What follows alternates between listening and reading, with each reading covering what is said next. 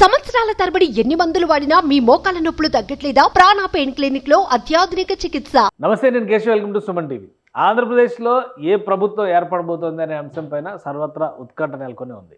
అలానే రాజకీయ పార్టీలు ఎవరికి వారే తమదైన శైలిలో అంచనాలు వేసుకుంటాయి.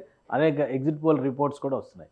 సో దీనిపైన ప్రజల్లో ఎక్కువగా చర్చ నడుస్తున్నటువంటి నేపథ్యంలో కేకే సర్వే సంస్థ అనేక సర్వేలు రిలీజ్ చేసింది. గత ఎలక్షన్స్లో కూడా ఈ సంస్థ ఇచ్చినటువంటి రిపోర్టు పైన ఆ యాక్యురేట్ డీటెయిల్స్ కూడా అదే టైంలో వచ్చినటువంటి పరిస్థితి ఉంది. సో ఈ అంశాలన్నింటినీ దృష్టిలో పెట్టుకొని అసలు జిల్లాల వారీగా ఎవరి పర్ఫార్మెన్స్ ఎలా ఉంది, చివరి నిమిషంలో చేసినటువంటి మార్పులు చేర్పులు సత్ఫలితాలను ఇచ్చాయా, అలానే ఓటింగ్ సరళిని బట్టి ఎవరికి ఎడ్జ్ వచ్చేటువంటి అవకాశాలు ఉన్నాయి. ఈ అంశాలు విశ్లేషించేటువంటి ప్రయత్నం చేద్దాం. అందులో భాగంగా ఉమ్మడి విశాఖ జిల్లా పరిస్థితి ఏంటి అనేది కేకే సర్వేస్ సంస్థ ప్రతినిధి కేకే మనతో ఉన్నారు. ఆయన అడిగి తెలుసుకుందాం. కేకే గారు నమస్కారం. నమస్తే.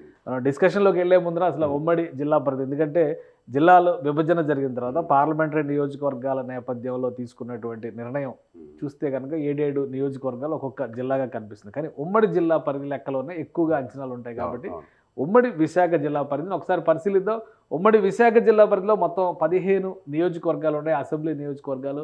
ఆ 15 అసెంబ్లీ నియోజకవర్గాలు ఏంటి, అక్కడ ఏ పార్టీ ఏ అభ్యర్థిని బరిలో నిలబెట్టింది అనేటువంటి అంశాలని మనం పరిశీలిద్దాం. ఎందుకంటే ఉమ్మడి విశాఖ జిల్లా పరిధిలో ఇప్పుడు ప్రస్తుతం 3 జిల్లాలుగా విడిపోయినటువంటి పరిస్థితి ఉంది. మార్పులు చేర్పులు నేపథ్యంలో ఇక్కడ పాడేరు నియోజకవర్గం నుంచి చూస్తే మత్సరస విశ్వేశ్వరరాజు అధికార పార్టీ వైఎస్ఆర్సీపీ అభ్యర్థిగా ఉన్నారు. గిడ్డి ఈశ్వరి ఇక్కడ తెలుగుదేశం పార్టీ అంటే కూటమి అభ్యర్థిగా బరిలో నిలిచారు. యాక్చువల్గా ముందుగా ఒక అభ్యర్థిని ప్రకటించారు, రమేష్ నాయుడు పేరు ప్రకటించారు. చివరి నిమిషంలో గిడ్డి ఈశ్వరికి అవకాశం ఇచ్చింది కూటమి. సో మరొక నియోజకవర్గం పరిస్థితి చూద్దాం. ఇందులో ఉన్నటువంటి 15 నియోజకవర్గాల్లో ఇది ఎస్టీ రిజర్వ్ నియోజకవర్గం పాడేరు నియోజకవర్గం. ఇక చోడవరం నియోజకవర్గం పరిస్థితి చూస్తే కనుక కేఎస్ఎన్ఎస్ రాజు తెలుగుదేశం పార్టీ కూటమి అభ్యర్థిగా ఉన్నారు. కరణం ధర్మశ్రీ ఆల్రెడీ ఆయన సిట్టింగ్ ఎమ్మెల్యే. సో వైఎస్ఆర్సీపీ ఆయనకే మరోసారి అవకాశం ఇచ్చింది.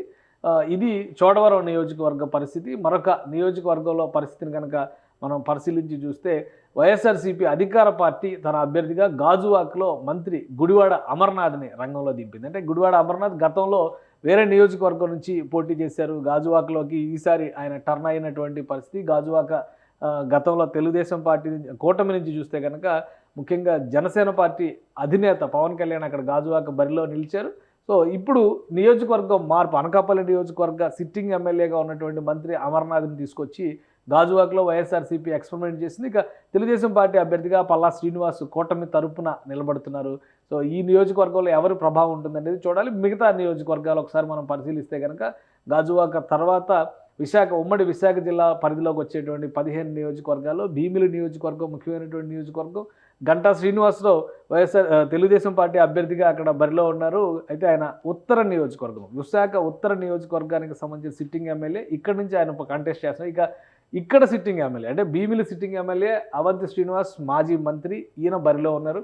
వీళ్ళిద్దరి మధ్య పోటీ ఎలా ఉంటుందనేది గతంలో 2014లో గంటా శ్రీనివాసరావు ఇక్కడి నుంచి ఎమ్మెల్యేగా కంటెస్ట్ చేశారు కాబట్టి పరిస్థితి ఎలా ఉంటుందనేది ఆసక్తికరంగా ఉంది. ఇక మరొక నియోజకవర్గం చూద్దాం. ఉమ్మడి విశాఖ జిల్లా పరిధిలోకి వచ్చేటువంటి మరొక నియోజకవర్గం ముఖ చిత్రాన్ని చూస్తే కనుక అనకాపల్లి నియోజకవర్గం నుంచి వైఎస్ఆర్సీపీ అభ్యర్థిగా మలసల భరత్ కుమార్ పోటీ చేస్తున్నారు. సిట్టింగ్ ఎమ్మెల్యే మంత్రి అమర్నాథ్ను పక్కన పెట్టినటువంటి నేపథ్యంలో ఈయన కొత్త క్యాండిడేట్ అవుతారు. ఇక కొనతాల రామకృష్ణ జనసేన పార్టీ అభ్యర్థిగా తొలిసారిగా బరిలో నిలుస్తున్నారు. కొనతాల రామకృష్ణ గతంలో ఈ నియోజకవర్గంలో పట్టుంది. ఉమ్మడి అనకాపల్లి ఎంపీ స్థానానికి కూడా ఆయన గెలిచినటువంటి వ్యక్తి. సో ఇంకొక నియోజకవర్గం పరిస్థితి చూద్దాం మనం. విశాఖ జిల్లా పరిధిలో ఉన్నటువంటిది పాయకరావుపేట ఎస్సీ రిజర్వ్డ్ నియోజకవర్గం. ఇక్కడ నుంచి కంబాల జోగులు సిట్టింగ్ ఎమ్మెల్యే కంటెస్టెంట్గా ఉన్నారు వైఎస్ఆర్సీపీ నుంచి. ఇక వంగలపూడి అనిత టీడీపీ తరఫున కూటమి అభ్యర్థిగా ఇక్కడ బరిలో దిగుతున్నారు. మరొక నియోజకవర్గం పరిస్థితిని మనం పరిశీలించి చూస్తే కనుక ఉమ్మడి విశాఖ జిల్లాలో నర్సీపట్నం నియోజకవర్గం ఉమాశంకర్ గణేష్ సిట్టింగ్ ఎమ్మెల్యే, ఆయనకి ప్రత్యర్థిగా చింతకాయల అయ్యన్న పాత్రుడు బరిలో దిగారు. ఆయన గతంలో అక్కడి నుంచి రిప్రజెంట్ చేశారు, మంత్రిగా కూడా తెలుగుదేశం పార్టీ గవర్నమెంట్లో రిప్రజెంట్ చేశారు. మరొక నియోజకవర్గం పరిస్థితి చూద్దాం. మొత్తం 15 నియోజకవర్గాల్లో పెందుర్తి నియోజకవర్గాన్ని చూస్తే కనుక అదీప్ రాజు సిట్టింగ్ ఎమ్మెల్యే వైఎస్ఆర్సీపీ అభ్యర్థిగా బరిలో ఉన్నారు. పంచకర్ల రమేష్ బాబు జనసేన పార్టీ అభ్యర్థిగా బరిలో నిలిచారు. గతంలో ఆయన ఇక్కడి నుంచి ప్రజారాజ్యం పార్టీ నుంచి గెలుపొందినటువంటి ట్రాక్ రికార్డు కూడా ఉంది. ఇక మరో నియోజకవర్గం పరిస్థితి చూద్దాం. అంటే ఈ పరిధిలో చూస్తే ఇప్పుడు 2 జనసేనకు సంబంధించినటువంటి అభ్యర్థులు ఉన్నారు. బీజేపీ అభ్యర్థిగా అరకు లోయ కాన్స్టిట్యున్సీకి సంబంధించి పంగి రాజారావు బరిలో దిగుతున్నారు. అక్కడ రేగం మత్స్యలింగం బరిలో దిగారు వైఎస్ఆర్సీపీ అభ్యర్థిగా. ఇది అరకులోయ ఎస్టీ రిజర్వ్డ్ నియోజకవర్గం. మరొక నియోజకవర్గం పరిస్థితి చూస్తే కనుక ఉమ్మడి విశాఖ జిల్లా పరిధిలో అంటే 2 ఎస్టీ 2 ఎస్సీ నియోజకవర్గాలు కనిపించినాయి మనకి. ఇందులో మరొక నియోజకవర్గం పరిస్థితి చూస్తే ఉమ్మడి విశాఖ జిల్లాలో ఉన్నటువంటి 15 నియోజకవర్గాల లెక్కలో చూసినప్పుడు మాడుగుల నియోజకవర్గం చివరి నిమిషంలో ఇక్కడ కూడా అభ్యర్థుల మార్పు అనేది జరిగింది. ఈర్లి అనురాధ ఇక్కడ నుంచి బరిలో దిగారు. వాస్తవానికి ఇక్కడ నుంచి బూడి ముత్యాల నాయుడు సిట్టింగ్ ఎమ్మెల్యే, ఆయన మరోసారి బరిలో దిగుతారని అందరూ ఆశించారు. అలానే టికెట్ కూడా అనౌన్స్ చేశారు. చివరి నిమిషంలో అనకాపల్లి ఎంపీ క్యాండిడేట్గా ఆయన డిసైడ్ చేశారు. ఇక తెలుగుదేశం పార్టీ అభ్యర్థిగా బండారు సత్యనారాయణ మూర్తి చివరి నిమిషంలో, యాక్చువల్గా పైలా ప్రసాద్కి ముందు టికెట్ అనౌన్స్ చేశారు. చివరి నిమిషంలో తెలుగుదేశం పార్టీ కూడా కూటమి అభ్యర్థిత్వాన్ని మార్చినటువంటి పరిస్థితి ఉంది. ఇక మరొక నియోజకవర్గం ఉమ్మడి విశాఖ జిల్లా పరిధిలోకి వచ్చినటువంటి నియోజకవర్గాన్ని చూద్దాం. విశాఖపట్నం ఈస్ట్ నియోజకవర్గం వెలగపూడి రామకృష్ణ బాబు ఇక్కడ సిట్టింగ్ ఎమ్మెల్యే, తెలుగుదేశం పార్టీ అభ్యర్థిగా మరొకసారి ఆయన బరిలో నిలుస్తున్నారు. ఇక ఎంఈవి సత్యనారాయణ విశాఖ ఎంపీగా ఉన్నటువంటి నాయకుడు ఈ వైఎస్ఆర్సీపీ నుంచి ఈసారి ఎమ్మెల్యేగా బరిలో దిగుతున్నారు విశాఖ ఈస్ట్ నుంచి. ఇక మరొక నియోజకవర్గం పరిస్థితిని కూడా మనం ఉమ్మడి విశాఖ జిల్లాలో పరిశీలిస్తే విశాఖ నార్త్కి సంబంధించి తెలుగుదేశం పార్టీకి సంబంధించినటువంటి గంటా శ్రీనివాసరావు సిట్టింగ్ ఎమ్మెల్యే, కానీ బీజేపీ కోటాలోకి మిత్రపక్షానికి ఈ సీట్ వెళ్ళింది. విష్ణుకుమార్ రాజు 2014లో ఇక్కడ ఎమ్మెల్యేగా రిప్రజెంట్ చేశారు. మరోసారి ఆయన అదృష్టాన్ని పరీక్షించుకున్నారు. ఇక కన్నపరాజు లాస్ట్ టైం ఆయన కంటెస్ట్ చేసి ఓడిపోయారు.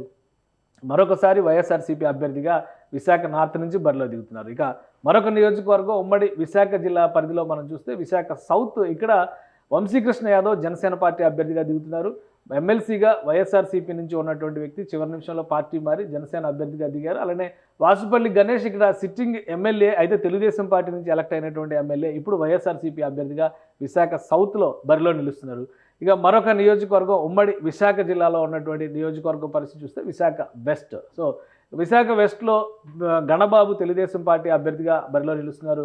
అడారి ఆనంద్ ఇక్కడ బరిలో నిలుస్తున్నటువంటి పరిస్థితి. ఇది ఓవరాల్గా విశాఖ జిల్లాలో ఉన్నటువంటి నియోజకవర్గాల ముఖ చిత్రం. మొత్తం 15 నియోజకవర్గాలు ఉమ్మడి విశాఖ జిల్లాలో ఉన్నటువంటి పరిస్థితి. ఇంకా యలమంచిలి నియోజకవర్గం, ఈ నియోజకవర్గం పరిస్థితి చూస్తే కనుక సుందరపు విజయ్ జనసేన పార్టీ నుంచి బరిలో దిగుతున్నారు. గతంలో కూడా ఆయనే కంటెస్ట్ చేశారు. అలానే కన్నబాబు రాజు సిట్టింగ్ ఎమ్మెల్యే యలమంచిలి నుంచి వైఎస్ఆర్సీపీ అభ్యర్థి, ఆయన బరిలో దిగుతున్నారు. సో వీళ్ళిద్దరి మధ్య పోటీ ఏ విధంగా ఉంటుంది? కూటమి అభ్యర్థిగా మొదటిసారిగా దిగుతున్నారు కాబట్టి యలమంచిలి నుంచి సుందరపు విజయ్కి ఎడ్జ్ లభిస్తుందా లేదా అనేది కూడా మనం విశ్లేషించవలసింది. కేకే గారు మీరు చెప్పండి, మొత్తం 15 నియోజకవర్గాలు, ఇందులో రూరల్, అర్బన్ ప్లస్ కొంత గిరిజన ప్రాంతాలు, అంటే ఇప్పుడు గిరిజన సీటుగా అరకు లోయలోకి వచ్చి అరకు ఎంపీసీ పరిధిలోకి వచ్చేటువంటి సీట్స్ కూడా ఉన్నాయి. So different combinations. 100% ఈసారి ఉమ్మడి విశాఖ జిల్లా ముఖ చిత్రం ఎలా ఉండబోతుంది? అంటే దీనికి విశాఖపట్నంకి మీరు అడిగే డీటెయిల్స్ పోయే ముందర ఆల్రెడీ ఈరోజు లేటెస్ట్ న్యూస్ మీరు అప్డేట్ చూసే ఉంటారు. విశాఖపట్నంలో హోటల్స్ బుక్ చేసుకుంటున్నారు వైఎస్ఆర్సీపీ వాళ్ళు. అంటే ప్రమాణ స్వీకారం జగన్మోహన్ రెడ్డి గారు అక్కడి నుంచి అనేటువంటి అనౌన్స్మెంట్ చేశారు కాబట్టి 9వ తేదీ అని ముహూర్తాలు పెట్టుకున్నారు. బొత్స గారు ప్లేస్ కూడా ఎక్కడ ఉన్నది వెరిఫై చేస్తున్నారు. అన్ని హోటల్స్ అన్ని ఆ రోజు 9వ తారీఖుకి ప్లాన్ చేసుకొని బుక్ చేసుకుంటున్నారు. So okay, all the best వాళ్ళకి చెప్పొచ్చు. మనం ఎవరు ప్రయత్నం చేసుకోవడం తప్పలేదు. కానీ విశాఖపట్నంలో ప్రీపోల్ అంటే ఎలక్షన్స్ ముందు మనం గంటాపదంగా చెప్పిన విషయం ఏంటంటే సార్, ఓవరాల్గా ఉన్నటువంటి 15 నియోజకవర్గాల్లో 11 నియోజకవర్గాలు ఖచ్చితంగా కూటమి గెలుచుకుంటుంది. అందులో తిరుగులేదు. 15లో 11 ఖచ్చితంగా గెలుచుకుంటుంది. కేవలం ఒక్క నియోజకవర్గం మాత్రమే కాన్ఫిడెంట్గా ఇది వైఎస్ఆర్సీపీ గెలుచుకుంటుందన్న నియోజకవర్గం ఓవరాల్గా ఒక్కటి మాత్రమే కనపడింది మనకు. ఏంటి అది చాలా పెద్ద నంబర్ మీరు చెప్తుంది. అంటే 15 సీట్లలో ఒకే ఒక్కటి వైఎస్ఆర్సీపీ అంటే లాస్ట్ టైం అఫ్కోర్స్ అంత వేవ్ నడిచిన సమయంలో కూడా ఉమ్మడి విశాఖ జిల్లాలో 4 సీట్లు తెలుగుదేశం పార్టీ గెలుచుకున్నటువంటి, ముఖ్యంగా కోర్ సిటీ ఏరియా అంతా కూడా తెలుగుదేశం పార్టీ గెలుచుకుంది. కానీ ఇన్ని సీట్లలో పైగా మీకు ఎస్సీ రిజర్వ్డ్, ఎస్టీ రిజర్వ్డ్ ఈ కాన్స్టిట్యున్సీలు కూడా ఉన్నాయి. సో అలాంటి చోట్ల ఒకే ఒక్క సీటు కాన్ఫిడెంట్గా చెప్పాను సార్. మిగతా 3 చోట్ల టఫ్ ఫైట్లు ఉందని. ఇప్పుడు మీ విక్టరీ అంటే వి ఫర్ విశాఖలో తీసుకున్నాం అనుకోండి, అంటే వి ఫర్ విశాఖ తీసుకుంటే ఇప్పుడు మనకు 1 సీట్ కన్ఫామ్ అన్నాం కదండి. ఇప్పుడు మేము ఈ టైట్ ఫైట్లే వెరిఫై చేస్తున్నాం. మేము కన్ఫామ్ సీట్స్ అనేది ఏదైతే చెప్పామో 97 స్థానాలు ఓవరాల్గా ఎలక్షన్స్ ముందు వరకు, దాంట్లో ఒక్క స్థానం కూడా తీయడానికి మేము ఇష్టపడలేదు. మేము ఎంత అబ్జర్వ్ చేసినా రావట్లేదు. కానీ ఈ కన్ఫామ్ సీట్ల నుంచి ఓకే, బట్ టఫ్ ఫైట్లో 55 చెప్పిన దాంట్లో దీంట్లో కూడా 3 సీట్లు ఉన్నాయి. ఇప్పుడు విశాఖ నుంచి కూడా 3 సీట్లు వస్తున్నాయి కదా. ఈ 3 సీట్లు ఒక్కటన్నా వస్తుందా రాదా, వి ఫర్ విక్టరీలో ఒక్క సీట్కి ఆగిపోద్దా, ఇంకొక సీట్ యాడ్ అవుద్దా అన్న దాంట్లో టైట్లో ఆలోచిస్తున్నాం వైసీపీకి.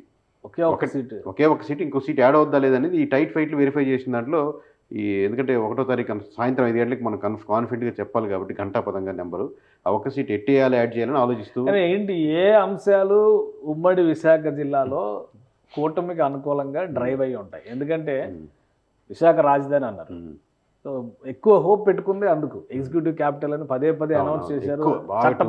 చట్టపరంగా అసాధ్యమైనటువంటి అంశం, ఎందుకంటే చాలా మార్పులు చేస్తే గానీ ఆ నిర్ణయం అమలు చేయడం సాధ్యం కాదు. అలాంటిది అక్కడ ఆల్రెడీ భవనాలు కట్టారు, ఒక ఇండికేషన్ ఇచ్చారు. రెండోది ఎంటర్ప్రెన్యూర్షిప్ పరంగా కానీ బిజినెస్ పరంగా కానీ విశాఖను ఒక హెడ్ క్వార్టర్గా చేస్తామని అక్కడ సమ్మిట్స్ కూడా ఆర్గనైజ్ చేశారు. మూడోది మంత్రులుగా ఉన్నటువంటి నాయకులు వీళ్ళందరూ కూడా చాలా ఫోకస్డ్గా ఉన్నటువంటి పరిస్థితి ఉంది.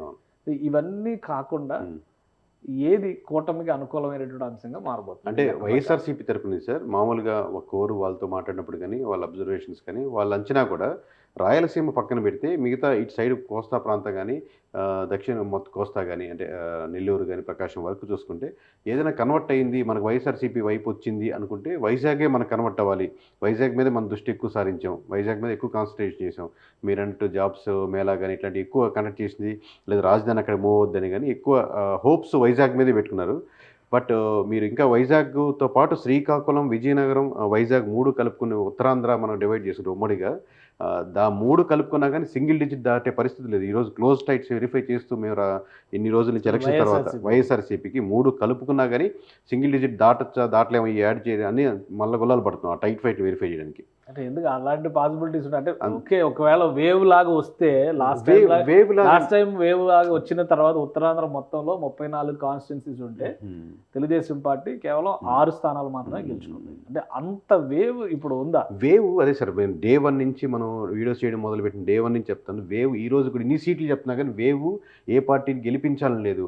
వద్దనుకున్న సెక్షన్స్ ఎక్కువ పెరిగే కొద్దీ అవతలకి అడ్వాంటేజ్ అవుద్ది. ఖచ్చితంగా మీరు వద్దు అనుకున్నప్పుడు ఇంకో క్యాండిడేట్ని ఎలా రిక్రూట్ చేసుకొని ఇద్దరే ఇంటర్వ్యూకి వచ్చినప్పుడు సో ఆబ్వియస్గా అలాంటి వేవ్ అనమాట. అంటే యాంటీ జగన్ వేవ్ ఎక్కువ జరుగుతుంది, యాంటీ వైఎస్ఆర్సీపీ వేవ్ ఎక్కువ జరుగుతున్నప్పుడు అట్లా అని చెప్పి అసలు లేరా అని అట్లా ఉండదు సార్. జనాలు అనుకున్నట్టు మీరంతా ఇన్ని పథకాలు ఇచ్చారు కదా, ఇంతమంది ఎస్సీలకి, బీసీలకి, ఎస్టీలకి ఎంత లబ్ధి చేకూరింది కదా, వాళ్ళు ఆబ్వియస్గా ఆ శాతం ఉంటుంది ఆబ్వియస్గా. కానీ ఓవరాల్గా చూస్తున్నప్పుడు మీరు మోర్ దాన్ 55% వరకు వైఎస్ఆర్సీపీకి వైజాగ్లో కోల్పోతుంది పర్సంటేజ్ ఆఫ్ ఓట్స్.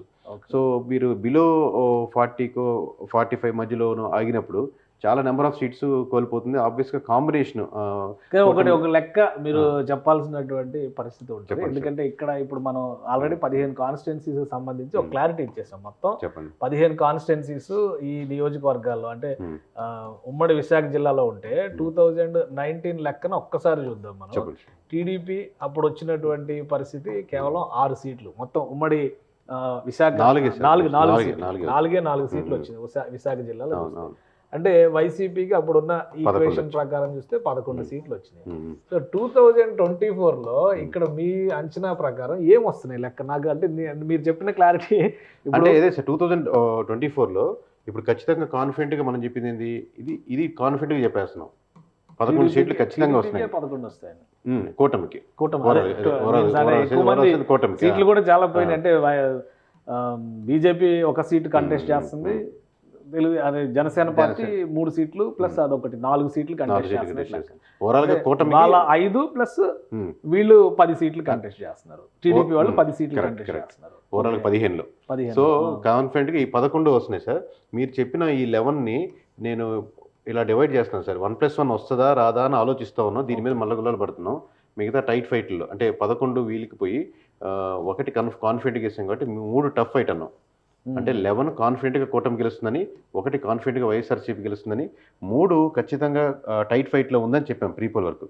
ఇప్పుడు మీరు చెప్పినటువంటి 11లో 1+1 అవుద్దా లేదా 1కే ఆగుద్దా అనేది డిసైడ్ అది ఇప్పుడు మేము పోస్ట్ పోల్లో కానీ సాయంత్రం 5 గంటలకు చెప్పగలుగుతాం. సో దీని మీద టఫ్ ఫైట్ల మీద వర్క్ చేస్తున్నాం కాబట్టి. అంటే మీ లెక్క ప్రకారం విశాఖ జిల్లాలో జరిగినటువంటి ఓటింగ్, ఉమ్మడి విశాఖ జిల్లాలో జరిగినటువంటి ఓటింగ్, అందులో ఉన్నటువంటి ఫ్యాక్టర్స్ ఏంటంటే ప్రీపోల్లో సరే ఆ లెక్క ఉండొచ్చు, బట్ ఆఫ్టర్ మేనిఫెస్టో చాలా చేంజెస్ జరిగినాయి. అలానే వైఎస్ఆర్సీపీ కూడా ఎంపీ క్యాండిడేట్ని మార్చడం, ఉమ్మడి అంటే అనకాపల్లి పార్లమెంటరీ పరిధిలో ఎంపీ క్యాండిడేట్ని మార్చింది. సో అసలు సీటే ఎవరు అనుకున్నటువంటి గుడివాడ అమర్నాథ్ని గాజువాక్ తీసుకొచ్చి దింపినటువంటి పరిస్థితి ఉంది. ఇవి ఎలా పనిచేసే అవకాశం ఉంది వైసీపీకి అంటే ఓవరాల్గా ఒక్కొక్క ఫ్యాక్టర్ సార్. అంటే ఓవరాల్గా ఎంప్లాయీస్ అగెనిస్ట్గా ఉన్నారు. ఓవరాల్గా మనకు కూటమి యొక్క అడ్వాంటేజ్, కాపు ఓట్ బ్యాంక్ కలవడం ఒక అడ్వాంటేజ్గా ఉన్నారు. ఓవరాల్గా మనకు వైజాగ్ క్యాపిటల్ అనేది అంత వాళ్ళు బలంగా తీసుకెళ్ళలేకపోయారు. ఖచ్చితంగా మాకు కావాలి వైజాగ్, ఇక్కడ క్యాపిటల్ కావాలి అని వైజాగ్ ప్రజల నుంచి కనెక్టెడ్గా ఎక్కడో ఎమోషనల్గా దానికి వాళ్ళు అనుకున్న దానికి, ప్రజలు అనుకున్న దానికి ఎమోషనల్గా దూరం అయ్యారు. అనుకున్నంత డెవలప్మెంట్ జరగలేదని ఏదైతే టీడీపీ బలంగా తీసుకెళ్ళగలిగిందో అది బలంగా ప్రజల్లోకి వెళ్ళగలిగింది. ఆబ్వియస్గా బీసీ ఓట్ బ్యాంకింగ్ ఎటుటన్నా అయితే అటు కొంచెం ఇంక్లైన్డ్ ఓవరాల్ పార్టీలు మారుతాయి కాబట్టి, సో బీసీ ఓట్ బ్యాంకింగ్ కొంచెం మామూలు కోర్గా టీడీపీకే ఫేవర్గా ఉంటుంది. లాస్ట్ టైం వైఎస్ఆర్సీపీ ఫేవర్ కానీ మళ్ళీ ఇటు సైడ్ మారింది. At the same time employees ఓవరాల్గా అగెనిస్ట్గా ఉండడం, ఈ నెంబర్ ఆఫ్ ఫ్యాక్టర్స్ చెప్పుకుంటూ పోతుంటే 1+1+1+1 అయ్యి ఇది ఆల్మోస్ట్ టీడీపీకి వచ్చే, కూటమికి వచ్చే పర్సంటేజ్ 55 దాటేసినప్పుడు మీరు ఎప్పుడైతే 40 లోపలికి వెళ్ళిపోతున్నారో 35 దాకా కూడా వెళ్ళిపోయే ఆస్కారం ఉంది. సో అంత పర్సంటేజ్ డిఫరెన్స్ వచ్చినప్పుడు ఇలా క్లీన్ స్వీపే కనపడుతుంది ఒక జిల్లా. కానీ ఏ సర్వే చూసినా కానీ ఓవరాల్గా జనరల్ సర్వేస్ ఇప్పుడు వస్తున్నటువంటి రిపోర్ట్స్, కొంతమంది అంచనాలు ఇవన్నీ చెప్తున్న వాటిని చూస్తే ఇంత బిగ్ వేరియేషన్ అయితే చూపించలా. ఇది మరి ఒక స్వీపింగ్ రిమార్క్ లాగా కనిపిస్తుంది. అంటే నేను యాక్చువల్ పర్సనల్గా చెప్తున్నాను సార్. మామూలుగా నేను ఏ సర్వే చూడను, ఏ సర్వే ఫాలో కాను. ఇట్లా మీలాంటి వాళ్ళు ఎవరైనా షేర్ చేసినా కేకది ఇట్లా మాట్లాడుతున్నప్పుడు చెప్తే మన పని మనం చేసుకుంటూ కాన్సన్ట్రేట్ చేసుకుంటప్పుడు లాస్ట్ టైం కూడా ఎన్నో విమర్శలు అందుకున్నాం. 151 బుద్ధున్నోడు బుర్రనోడు చెప్తాడా వస్తాయా అసలుకి అని, ఇంక్లూడింగ్ వైఎస్ఆర్సీపీ ఫాలోయర్స్ కూడా నమ్మలేదు వర్కౌట్ కాదని. 135 తగ్గు, పైన 5, 10, 15, 150 కూడా రీచ్ అవ్వచ్చు అని కాన్ఫిడెంట్గా చెప్పాం. సుమన్ టీవీలోనే మన నెంబర్ ఆఫ్ వీడియోస్ చేసినప్పుడు నెంబర్ ఆఫ్ ట్రోల్స్ చేశారు మనల్ని. సో అది పట్టించుకోవట్లేదు మనం. అట్లాగే తర్వాత వాళ్ళు ట్రోల్ చేసిన వల్లే మనల్ని వచ్చి అభినందించి అది వాళ్ళు సపోర్ట్ అందించారు. సో అదేవిధంగా ఇప్పుడు మనం కాన్ఫిడెంట్గా చేసుకుంటూ పోతున్నాం. ఈ నెంబర్తో మనం 100% వీఆర్ కాన్ఫిడెంట్ సార్. అదేదో ఇంకోటి ఏంటంటే మనం సేల్స్ పర్పస్ కోసం ఎవరైనా నియోజకవర్గంలో ఎమ్మెల్యేకి వర్కౌట్ అయితే యూజ్ అవుద్దని విలేజ్ వారీగా చేసే రిపోర్ట్ సేల్స్ కోసం, కానీ ప్రేక్షకులు మనల్ని పొందేదానికి చేసిన సర్వేలు కాదు ఆబ్వియస్గా. ఓకే అంటే మీరు ప్యూర్ ప్రొఫెషనల్గా వెళ్ళారని అంటున్నారు, కానీ నంబర్స్ వైజ్ గా చూసినప్పుడు ఎక్స్ట్రీమ్ గా కనిపిస్తున్నట్టుగా పర్సెంటేజ్ మారిపోయినప్పుడు మీకు అలా అనిపిస్తుంది సార్. ఓవరాల్ లాస్ట్ టైం 11 వచ్చాయి కదా, ఒక 4 ఓడిపోయినా 6 గెలుస్తుంది కదా, సుగంగా గెలవాలి కదా అన్నట్టు అనిపిస్తుంది. అలా ఉండదు సార్ మామూలు. ఒకసారి ఒక పర్సెంటేజ్ ఆఫ్ పెరిగిపోయినప్పుడు ఒక 2 డిగ్రీలు పెరిగినా ఎండ మీరు బయటికి వెళ్ళలేరు. ఓకే అట్లాగే. సో ఇంకొకటి ఇందులో ఇంపార్టెంట్ ఫ్యాక్టర్, జనసేన బీజేపీ ఒక 5 సీట్లు వాళ్ళ షేర్లోకి వెళ్ళిపోయినాయి ఉమ్మడి విశాఖ జిల్లాలో. వాటి పరిస్థితి ఎలా ఉంది? వాటి పరిస్థితి వల్ల ఇప్పుడు బీజేపీ లేకపోతే క్లీన్ స్వీప్ కూడా చేసిండే సార్ మామూలుగా వైజాగ్. ఓకే వైజాగ్ మీరు అలా చెప్పుకునే ఒక్క సీట్ అన్నాం కదా, ఆ ఒక్క సీట్ కూడా ఉండేది కాదు అంటున్నాను. ఫర్ ఎగ్జాంపుల్ ఆ సీట్ పేరు పక్కన పెడితే, అంటే ఆల్రెడీ చెప్పాం ఇంతకుముందు అరకు సీటు ప్రీపోల్ ముందు కూడా చెప్పాం. లెస్టర్ అక్కడ కూటమి కానీ పోటీ చేస్తుంటే వైజాగ్ క్లీన్ స్వీప్గా ఉండుండేది. ఓకే ఆబ్వియస్ బీజేపీ ఆడడం వల్ల నెంబర్ ఆఫ్ అడ్వాంటేజ్ ఉన్నాయి ఆర్గనైజేషన్. అరకు వరకు చెప్తున్నాను అట్లాగే. సో ఇప్పుడు దీనికి మీరు 1వ తారీఖు రివీల్ చేస్తానంటున్నటువంటి డేటాకి వేరియేషన్ ఏ విధంగా చూడండి? ఖచ్చితంగా భారీ చేంజెస్ ఉంటాయి సార్. మామూలుగా చాలా షాకింగ్గా ఒక సింగిల్ నెంబర్ మీద రాబోతున్నాం. ఒకే నెంబర్, ఏ సర్వే కంపెనీ ఇప్పటి వరకు చెప్పినటువంటి బాటలు చెప్తారు. అంటే 50 నుంచి 60 వస్తాయి, 60 నుంచి 70 వస్తాయి, 120 నుంచి 130, ఇట్లా 10 or 15 రేంజ్ చెప్తారు. అలా కాకుండా దేశ చరిత్రలోనే ఏ సర్వే కంపెనీ చెప్పలేనటువంటి నెంబర్ ఒక సింగిల్ నెంబరే చెప్పబోతున్నాం. కూటమికి ఇదంటే ఇదే, వైఎస్ఆర్సీపీకి, బీజేపీకి, జనసేన ఇదంటే ఇదే, ప్లస్ మైనస్ లేవు. రైట్. సో అభ్యర్థుల వారికి కూడా మనం అనలైజ్ అభ్యర్థుల వారికి చెప్తాం సార్. ఇప్పుడు చెప్తే ఓపెన్ అప్ అయిపోద్ది, చెప్పకూడదు కాబట్టి ఆ రోజు ఆపుతున్నాం సార్. Okay, thank you. తెలియజేసినందుకు. ఇది విశాఖ జిల్లాలో ఉన్నటువంటి పరిస్థితి. ప్రీపోల్ సర్వే ప్రకారం చూస్తే కనుక లాస్ట్ టైం వచ్చినటువంటి రిజల్ట్ ఈసారి రివర్స్ అవుతుందనేటువంటి అంచనాలు ఉన్నాయి. కానీ టఫ్ ఫైట్లో ఉన్నటువంటి 3 సీట్ల పరిస్థితి ఏంటనేది క్లారిటీ ఇవ్వలేం కాబట్టి ప్రస్తుతానికి ప్రీపోల్ సర్వే వరకు దీనికి కన్ఫైన్ అయితే, ఎగ్జిట్ పోల్ రిపోర్ట్స్ ఇచ్చేటువంటి డెడ్ లైన్ 1వ తేదీ తర్వాత మరింత స్పష్టమైనటువంటి ఫిగర్ ఇస్తాననేటువంటి మాట కేకే చెప్తున్నారు. ఈ సర్వే డేటా మొత్తం కూడా గ్రౌండ్కి వెళ్ళి ముఖ్యంగా విలేజ్ టు విలేజ్ డేటా తీసుకోవడం ద్వారానే మేము చేసామనే గ్యారంటీ కేకే ఇస్తున్నారు. సో ఇది ప్రస్తుతం ఆంధ్రప్రదేశ్లో ఉన్నటువంటి ఎన్నికల ఫలితాల మీద యాంగ్జైటీని దృష్టిలో పెట్టుకొని, అలానే వివిధ రకాల సర్వేలు వస్తున్నటువంటి తీరు, అలానే క్రెడిబుల్ సర్వేస్కి ఉండేటువంటి రీసెర్చ్ ఎంత డెప్త్లో ఉంటుందనే విషయాల్ని ప్రజల దృష్టికి, ప్రేక్షకుల దృష్టికి తీసుకొచ్చే ప్రయత్నంలో భాగంగానే సుమన్ టీవీ ఈ రిపోర్ట్ అందిస్తుంది. ఉమ్మడి విశాఖ జిల్లాలో ఇలా ఉండొచ్చు అనేది కేకే సర్వే అభిప్రాయం. సో ఇది special discussion. Keep watching. Suman టీవీలో మీ పర్సనల్ అండ్ బిజినెస్ ప్రమోషన్స్ కోసం కింది నెంబర్కి కాంటాక్ట్ చేయండి.